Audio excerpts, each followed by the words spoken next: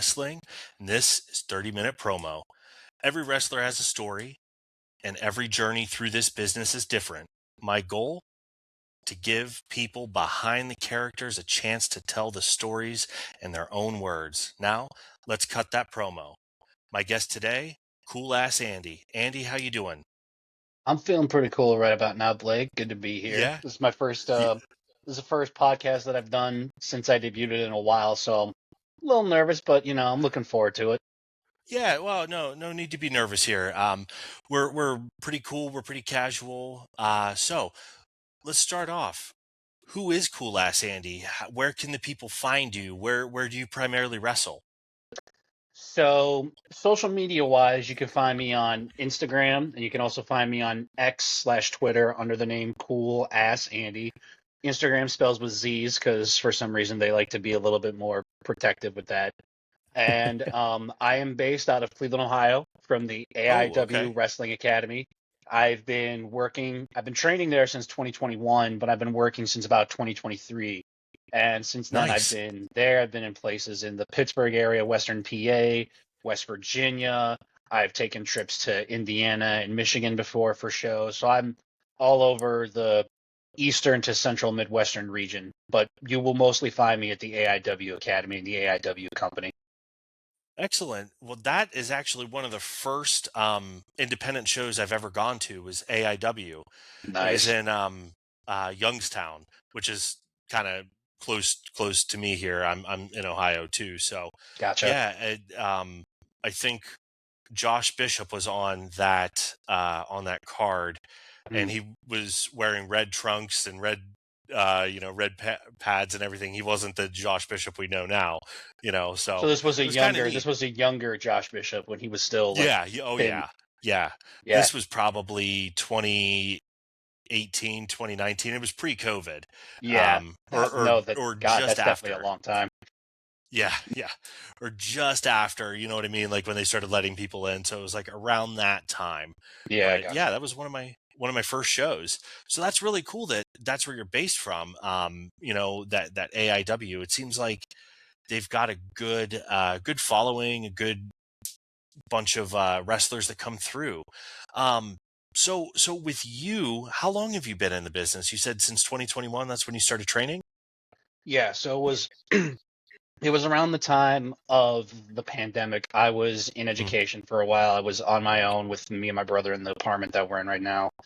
Yeah, And I kind of decided in February of 2021 that after seeing that, okay, some things are starting to open back up. Wrestling shows are yeah, starting to happen again. Following the AIW socials and the company and paying attention to what they've been doing, what they were doing the Go for Broke series, just taping yeah. it at the venue that I think was still the Odeon way back in the day in the Flats in Cleveland. Oh, Um, yeah. Okay, yeah, yeah, they were doing that as a means to keep wrestling going and try to get people invested into coming back to AIW for when we did come back that spring, like around, I want to say April. It was the same time as the NFL draft in Cleveland that year. So I messaged the Academy that late winter, early spring, asking if I could come and visit and see what opportunities look like. yeah. And with obviously the goal in mind of being a wrestler, or if that didn't work out, a manager or a referee or whatever the case may be. So, Something involved in the business somehow. Yeah, absolutely. So that's where that had happened. And then after training on and off and getting consistently with it over the last year and a half before um, I debuted in 2023 that fall when we had our JT Lightning Invitational tournament. We've been doing the last 2 or 3 years that had happened, or at least when we came back from the pandemic, the first 2 years that happened, we had the Fresh Meat series, which was Mhm. basically the people that had gone through the AIW Academy debuting against veterans. So we would see Oh, people okay. like the year that I debuted, there was um, these are a bunch of people that are spread out between AIW and then now Pittsburgh too. There was Shelby Wilder, excuse me. Uh-huh. There was Nipsey Nash. There was Zay Garcia, Tyler Jordan. He doesn't wrestle anymore, but K. Arcadia, he was super talented. And then I always do this. I always forget the one person that was there. Oh yeah, Alex Melee. Oh, okay. Yeah. Very cool. We all had Very our own cool. debuts. My debut was a spot where I would call out, I'd cut a short promo. I would come out, challenge somebody to come from the back, and then AIW Absolute Champion Isaiah Broner came out, and I would challenge him for the title. One move, bam, 1, 2, 3, and I just get a moment to shine in the ring. And Yeah. that's sort of like where it's at, where it started. Where it's at now is trying to understand more or less my role with the character that I have and figuring Right. out where it can go from where it started to where it's at now and the Yeah. amount of growth that I could have potentially moving forward.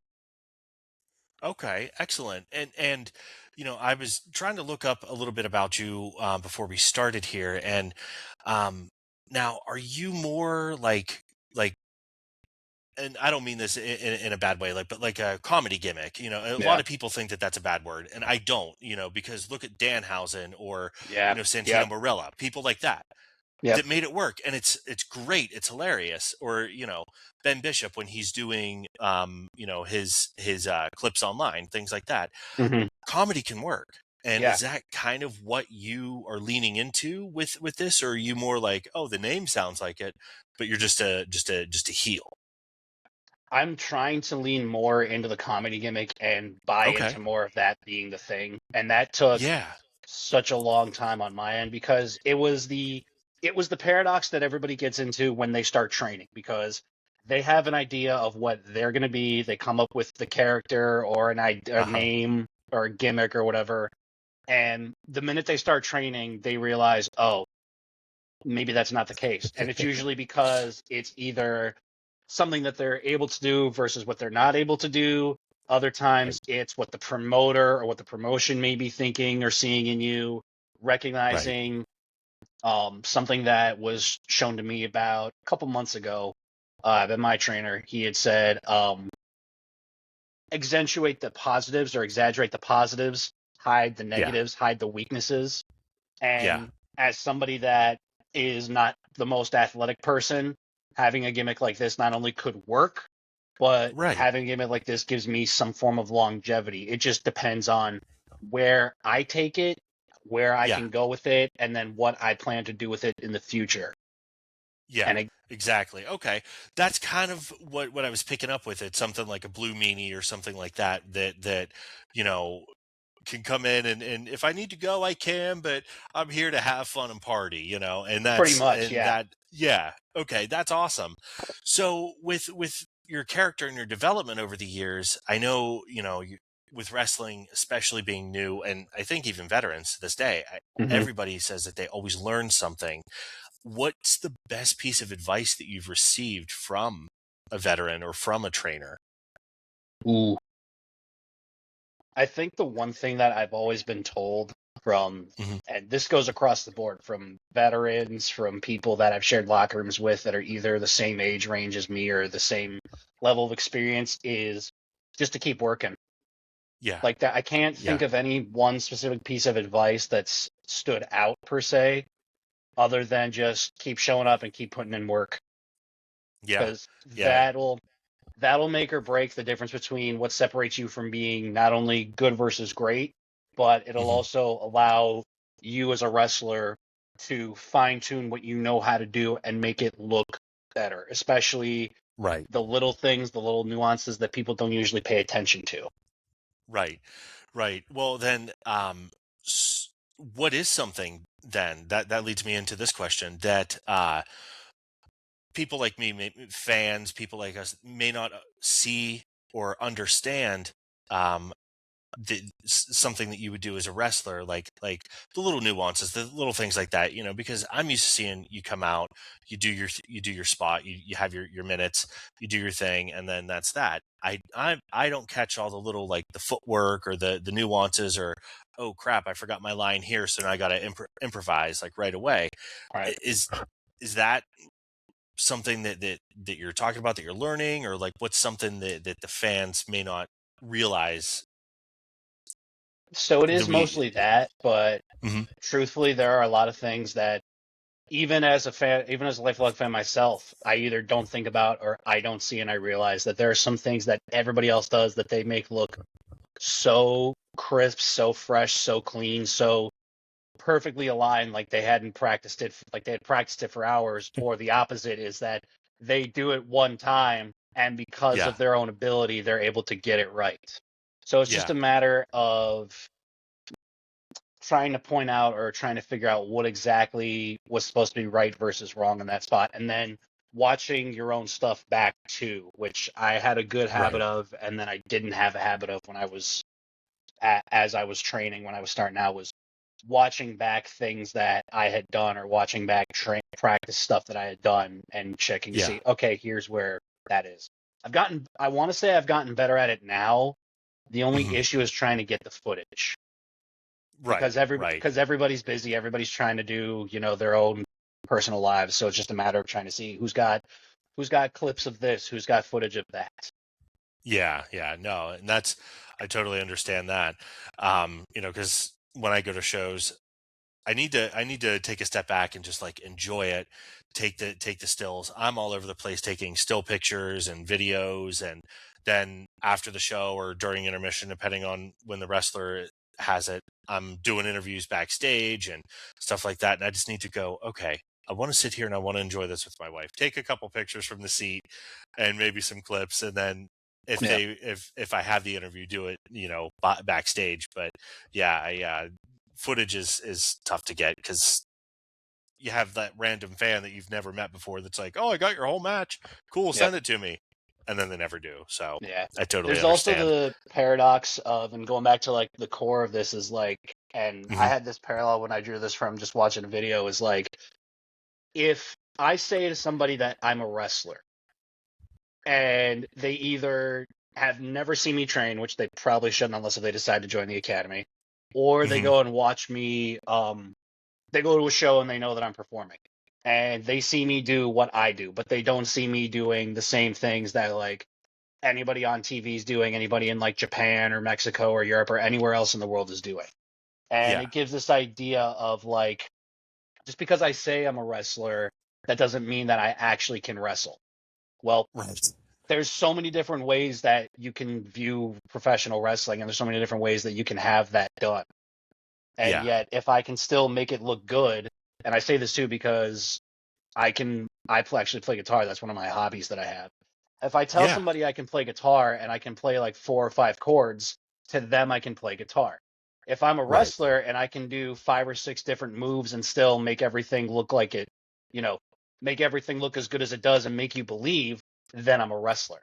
So it's just Right. that paradox of like trying to explain to people like I'm a wrestler, but I can't do, handspring 450s or The video game stuff. yeah, the Sasuke Yeah. special, the Frostberry flop, all that stuff outside the ring. Yeah. Yeah. But I mean, that's something that not everybody needs to do either. No. It's especially like a lot of those guys, and I've talked to a lot of the younger guys that can do that stuff. And hey, that's awesome that you can do it, but know when to and when not to. If you're at a show and there's 10 people there, don't go up to the top, risk it all, and hit the pavement or the hardwood floor or Yeah. whatever and miss, because then that could be it. So just kind of know. And yeah, I totally agree with that. If you can do 5 6 moves and do them well, you're a wrestler. Yeah. um Speaking of moves, what is your favorite move to hit when you're out there and you're performing? To hit. Oh boy. So, I mean, the wrestling nerd in me always loves hitting a good stunner on somebody. Oh yeah. Just like Oh standard yeah. kick to the gut, stone cold stunner. But I've been trying to incorporate the Scorpion Death Drop, the Sting DDT that he does, Oh kind of get yeah. that a little bit more. Because it's like the way that he does it is different from the way that I guess Darby does it now if we're going by TV people. And then before Yeah. then I found out it was I think it was one of the Godwins for the slop drop. Oh yeah. Yeah. Yeah. Yeah. And That sounds right. Yeah. I looked at that and I was like, nobody's doing that in AIW. I'm not seeing anybody else on really on the independent scene do it. If they're doing reverse DDTs, they're doing it where they're laying flat out on their chest as opposed to laying back with it. So I'm just going to Yeah. start doing that. Why not? Yeah. Hey, that's awesome. Yeah, I don't think I've ever seen that. I've seen all kinds of different things, guys off the top, famousers, all of it. So I think that is a really cool, good finish to have, especially if you can do it and you're like, yep, here it comes, boom, do it well. It's Yep. awesome. Who would you say inspired you to get into the ring? Ooh. All right, so this is one that's got a couple different layers, like a nice Yeah. tasty submarine sandwich at a deli. Yeah, let's have So it. so if you were asking me when I first found out about wrestling when I was in like middle school to high school, I would have said, Rey Mysterio, John Cena, both Oh of the yeah. Hardys, all that stuff. As I got older and I started to realize, okay, so it doesn't really matter who I cheer for or who I like versus who I dislike. It just matters that I Yeah. enjoy it.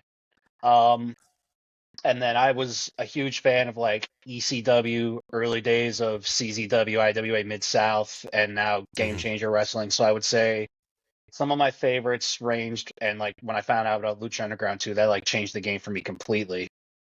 So I would say probably Tommy Dreamer, Okay. uh, Penta.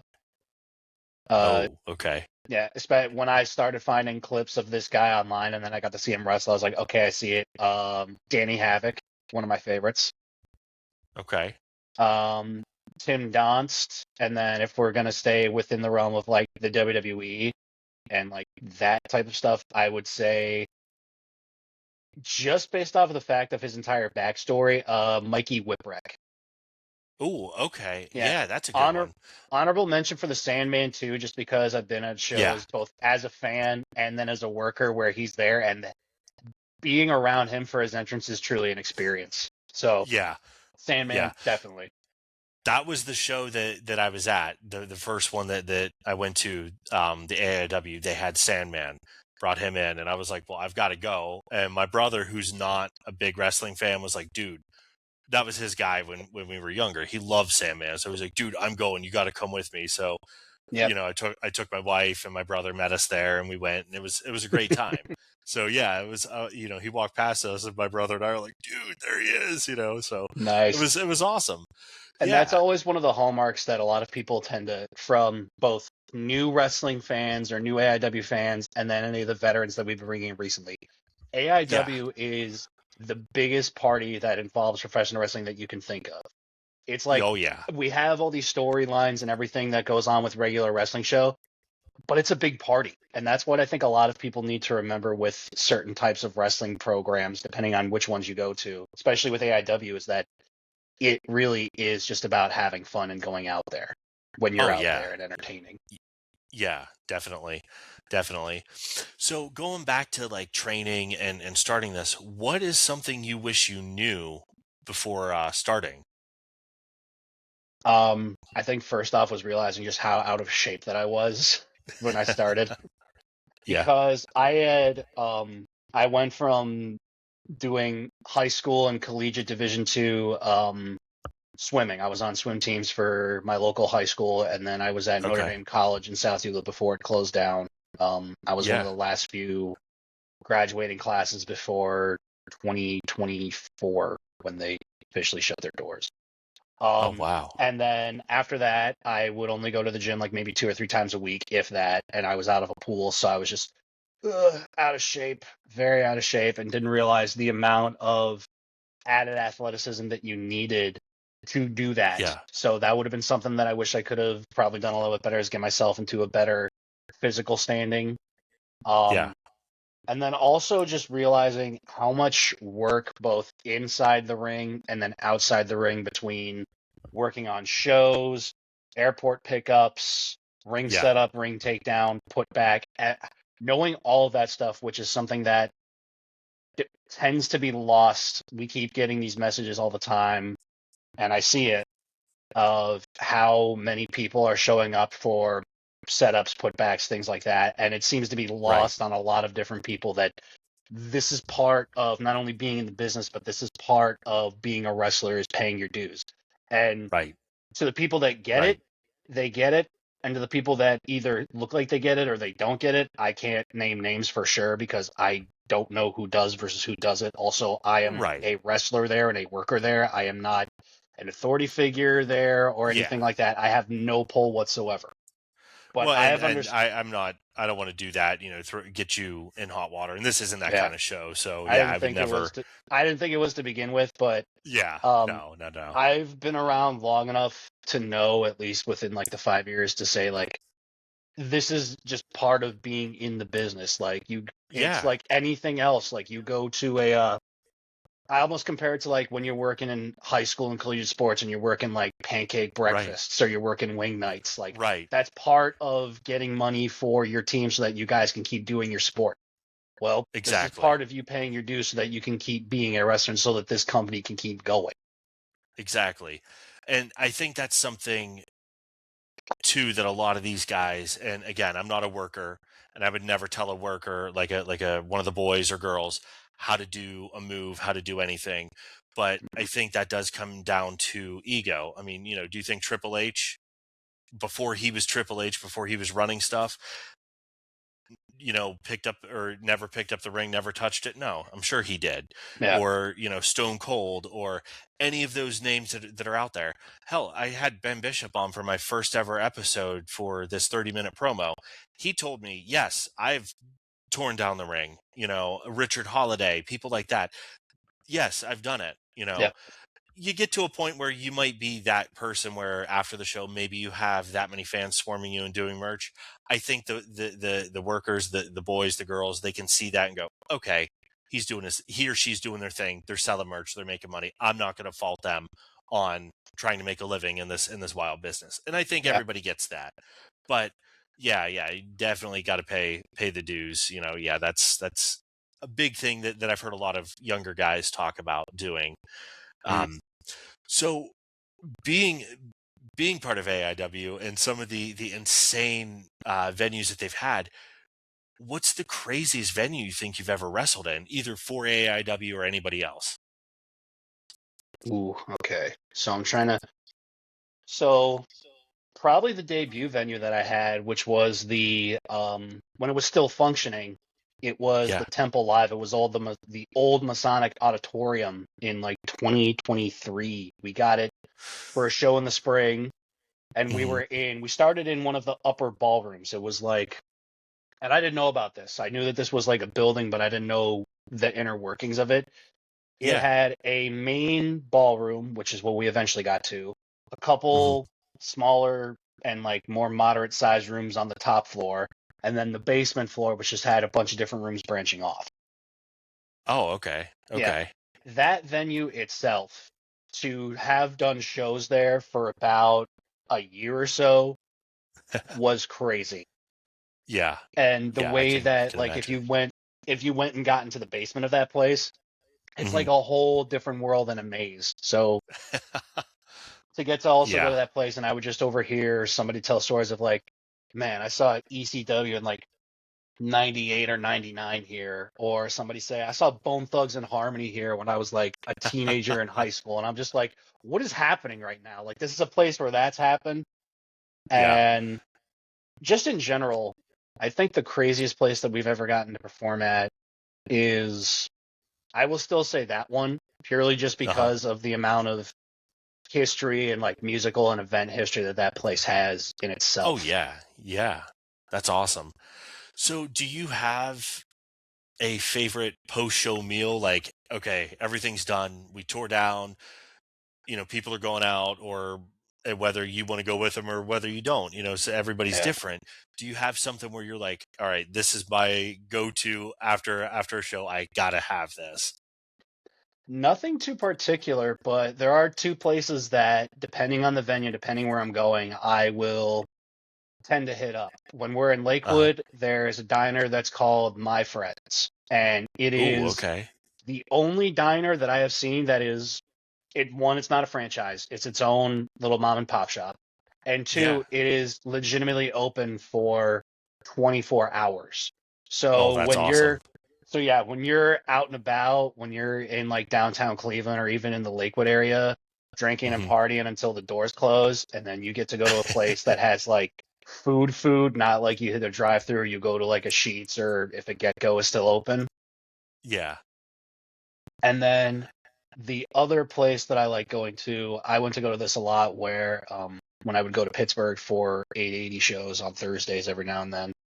Um, oh man, I forget the name of it, but I think it's something along the lines of like La Bodega. It is Oh, a wow. taco stand type place that Uh-huh. serves like big, like triple tacos with the lime wedge and radishes cut up in it Oh, and man. big old Say no burritos. And I'm more. like, it was Yeah, perfect. yeah, If I sold yeah, shirts after like a Friday show there, I would go and just eat it and tear it up. So yeah. not necessarily something that I would have to go and get, but something that, especially when I would go out that way, I made it a Hmm. point to stop at those places and be like, ooh, I remember this place. This has got good food. That was something that when I come from the music world, and that's something that like when we would play in Akron, there was always like around the corner from the bar that we would play at called Annabelle's. Mm. Um, it was a Rallies, and oh Oh, my god, it's the worst food. But like when you're just after a show, I'm sure you know how that stuff yeah, of goes. course. You're just like, yes, Rallies, and like you're half drunk, you're half stoned, you're just like, we need this, so Yeah. yeah, You need it was the something. At best. that point, you need something. Yeah, yeah, and it If was you're the that drunk or that high, you need something.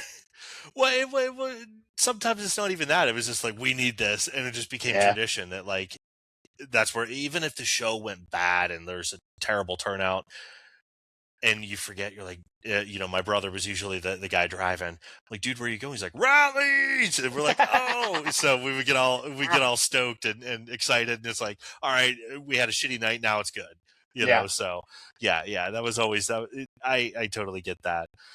Um, so outside of wrestling, what you mentioned you play guitar. What are some Yeah. other hobbies that you have? Like, are you a movie guy, video game guy, or are you just strictly like music or?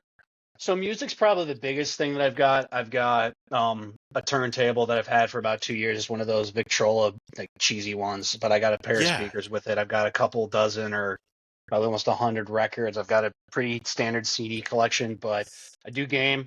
yeah, I still have a regular Switch and I got a PlayStation 5. that's what I've I've come got. around to yeah. I've come around to a lot of movies pretty recently just as like a thing to do. But like I can Yeah, say that because my inner child always calls to me every now and then when Disney puts something in the theater, I've seen Toy Story 5 3 times now and I am there's so many different layers to like making my inner child happy with that movie. It's yeah, insane.